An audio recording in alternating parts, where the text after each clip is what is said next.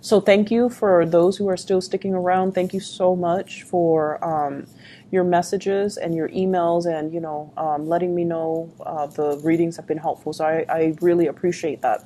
So without further ado, let's get into your reading. So the first five cards deal with your love relationship situation, and the other spread, the other five cards. So these are two separate spreads. These five cards deal more with your general energies, okay?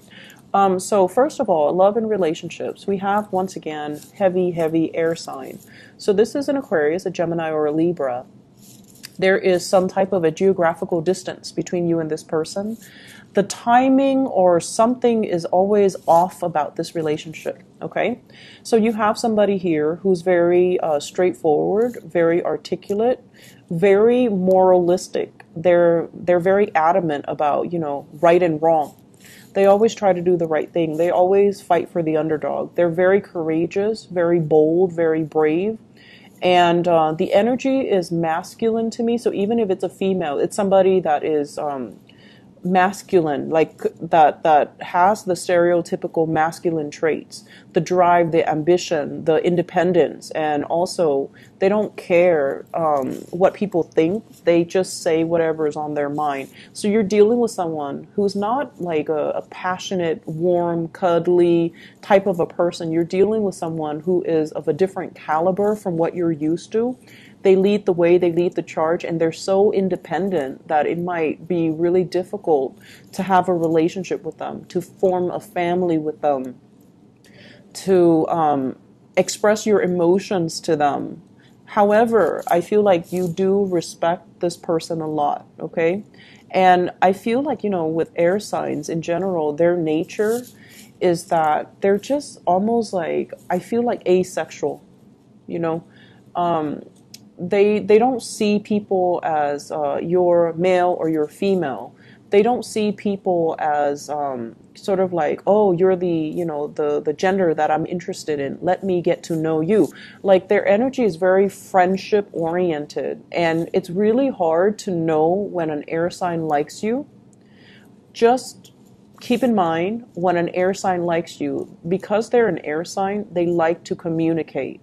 If they like you, they'll talk to you. And they'll talk to you more than other people if they like you. They'll Skype you, they'll text you, they'll initiate the conversation.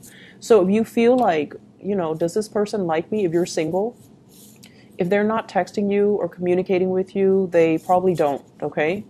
If you have to initiate most of the conversation, it might be because they're polite, so they're responding. If you find yourself initiating all of the conversation, no, they don't like you.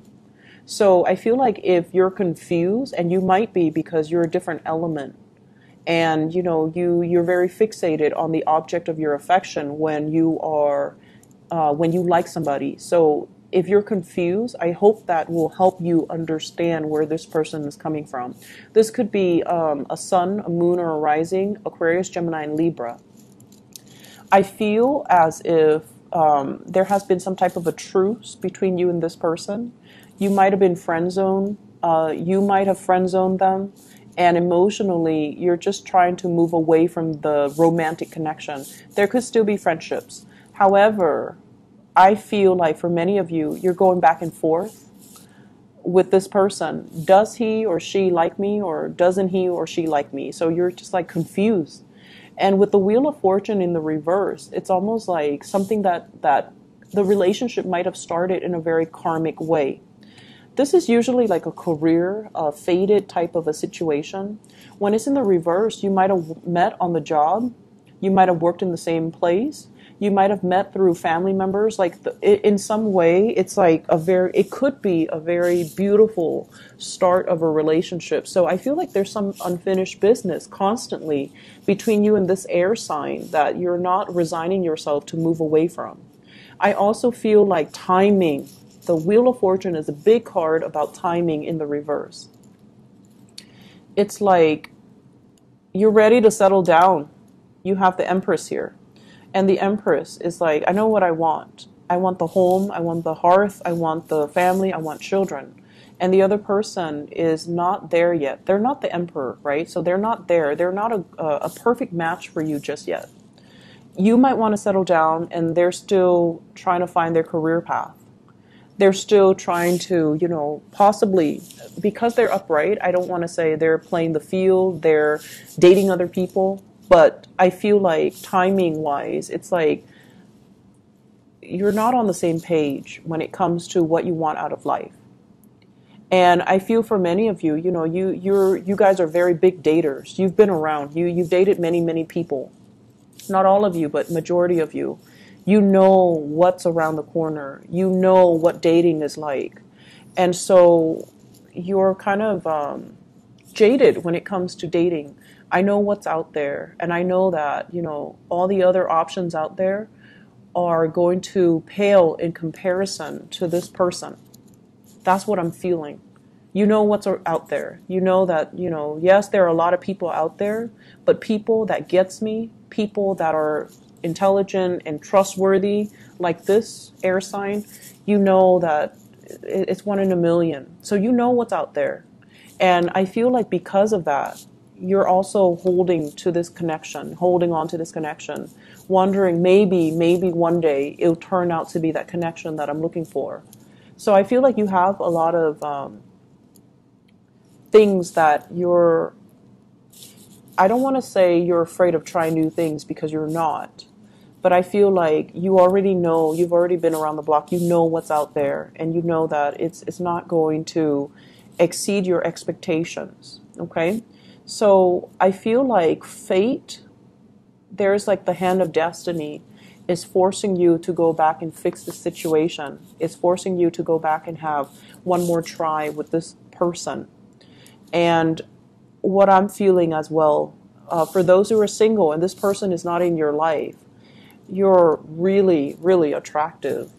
You're very attractive. This is a card of somebody who takes care of him or herself. Nice clothes, you brush your hair, you put on makeup, you smell nice, you look good.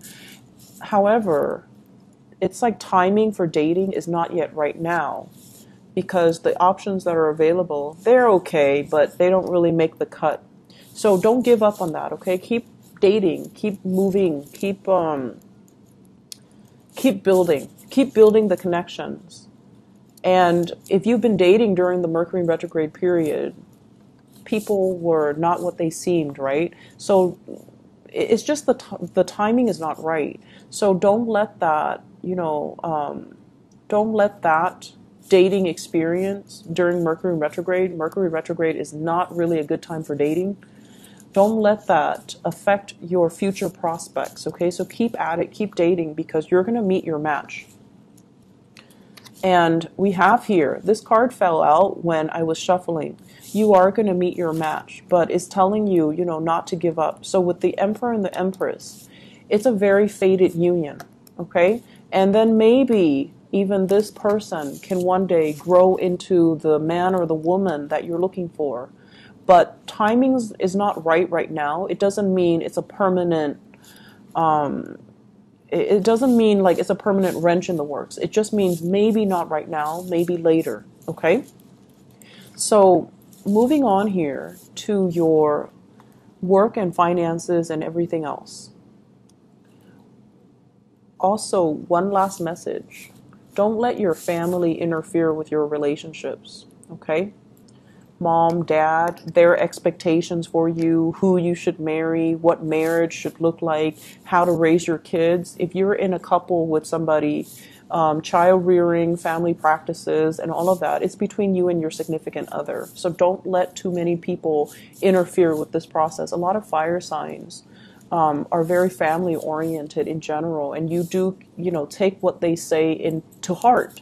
And it might not be completely appropriate when you're trying to work things out with your partner, okay? So let's leave that alone. It's a sensitive topic I'm sensing here. In general, when it comes to, your general reading, when it comes to other aspects of your life, I feel like there's some major changes happening in your work environment. We have here the Death card. This is like moving from one job to the next, or changes, like structural changes, new protocols, new procedures, leaving old ways of doing behind, as well as management changes, people leaving your workplace, and new people coming in, okay? With the death card, it basically brings about new energy. So if the workload has been very unfair or uneven, if there has been shady people in your work environment who are not pulling their weight, who are not really nice and friendly to begin with, I feel like that's being left behind, and there are stern, new, positive changes that are going to be coming into the picture.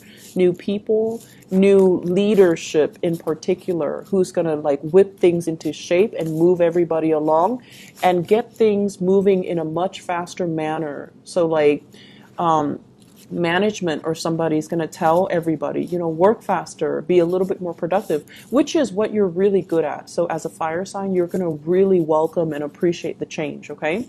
On top of that, there's a lot of trepidation from your end about the work.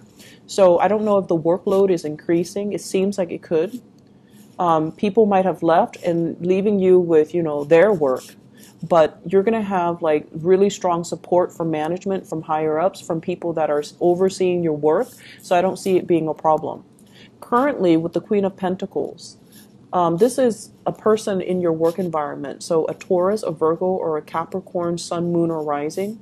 This is somebody who's like a little bit more on the selfish end. So they could be a coworker or a supervisor or a boss, somebody that likes to cover their butts, but, you know, might throw somebody under the bus. If they are connected to this Six of Pentacles, not willing to help, not willing to like step in and do their work, or they don't take responsibilities for their work, I feel like it's going to be exposed. Okay, so you have some tough people working from the top down. They're hardworking and they're going to whip the place into shape, while you have these people that are potentially going to be leaving. So I do see a lot of changes happening in your work environment. Mercury retrograde also, that just ended on the 19th. It's a really good time for management to figure out what are people up to, who's underperforming or who's, you know, overperforming. So I feel many of you, if you have been overperforming, you're going to get the recognition and the accolades that are coming to you. And then on the other hand, for those who have been underperforming, performance evaluation, I feel that's coming in, and these people are going to be given their due justice, okay? So I hope the reading has been helpful. I hope that, you know, it's still relevant to what you're dealing with right now. I wish you all the best, Aries. Take care of yourself. Bye-bye.